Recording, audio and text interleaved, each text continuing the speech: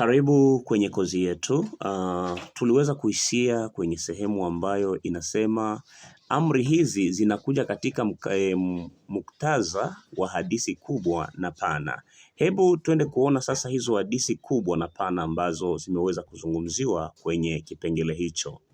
Unaweza kupambana kwa namna nyingi kama ifuatavyo. Unapambana na nini? Unapambana na nani? Na namna gani unavyoweza kupambanua? Neno linalotajwa hapa sio kupambana, bali kupambanua maandiko, mafundisho.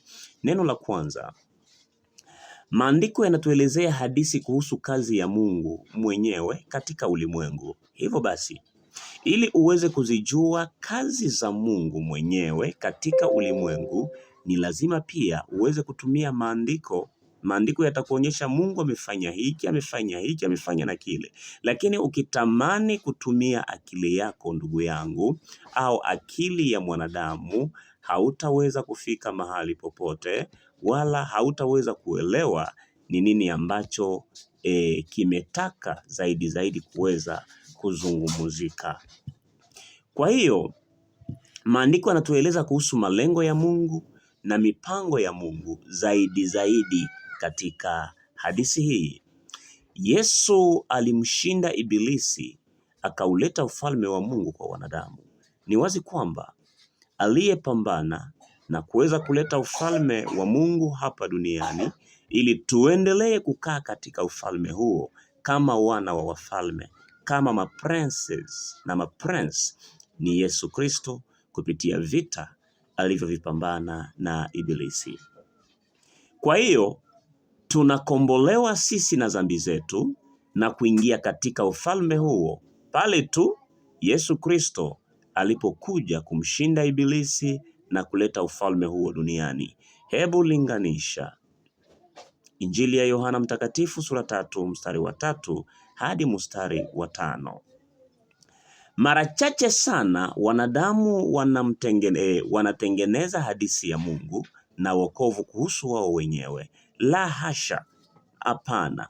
Hatustahili kutengeneza hadithi ya Mungu kulingana na jinsi tunavyojielewa au kulingana na uelewa wetu. Lakini hadithi ya wokovu, hadithi ya Mungu, tuitengeneze kulingana na maandiko matakatifu. Yesu Kristo au Mungu mwenyewe, yeye ndiye kitovu cha hadithi. Tunaposema neno kitovu cha hadithi, inamaanisha yeye ndiye source ya ukombozi. Yeye ndiye mwanzo na mwisho wa ukombozi wa nani? Wa ukombozi wa mwanadamu. Tuone majadiliano.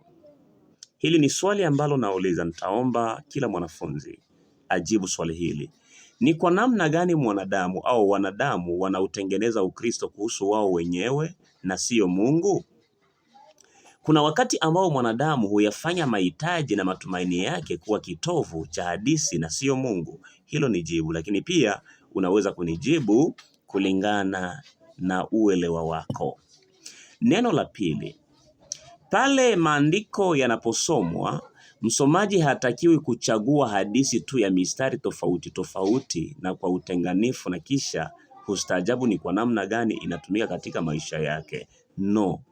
Msomaji mzuri wa Biblia anaambatanisha au anafanya association des écritures.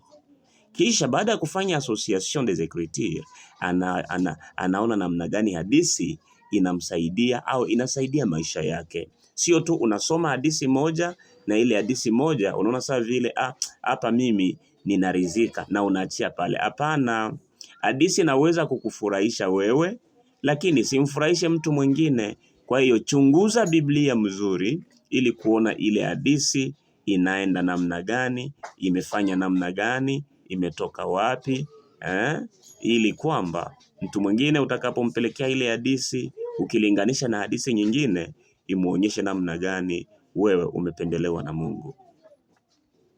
Kuna msomaji mmoja alifungua na kusoma kwenye hadithi ya Yuda ambaye alikwenda mahali na kujinyonga mwenyewe baada ya kumkana Bwana wetu Yesu Kristo. Imagine hii hadithi. Mtu amesoma habari ya Yuda aliyejinyonga, aliyemkana Yesu, aliyejinyonga kwa sababu ya kumuuzisha Yesu Kristo. Kisha akafungua sehemu nyingine na akasoma nenda kafanya hivyo hivyo. Huyo mtu alipotoka pale, alienda naye akashikilia kamba na akajinyonga. Kwa sababu gani? Amesoma maandiko vibaya na kuyaeleza mubaya, ikamubidi ule mtu naye pia achukue maamuzi ambayo ni ya kujinyonga kama jinsi Yuda alivyojinyonga. Je, ni kweli kwamba Biblia ilikuwa inamwambia aende ajinyonge kama Yuda? Jibu ni hapana. Anaweza akawa alifikiria hivyo kwa sababu alikuwa anasoma Biblia kwa namna isivyostahili. Hivyo ndivyo watu pia wa dunia hii wanafundisha watu Biblia kadiri isivyostahili. Wanasoma Biblia kadiri isivyostahili. Wakati hadithi inasikilizwa, hadithi yote inahitajika kusikilizwa vizuri. Yani usikilize vizuri hiyo hadithi ya Biblia na ufanye ufafanuzi chanya, ufafanuzi wenye maana, ili uweze kuelewa hadithi hiyo. Kwa sababu gani ufanye hivyo? Ni kwa sababu Biblia ni kitabu kilichoandikwa kwa muda mrefu sana, kwa miaka mirefu iliyopita, na pia kiliandikwa na watu tofauti tofauti.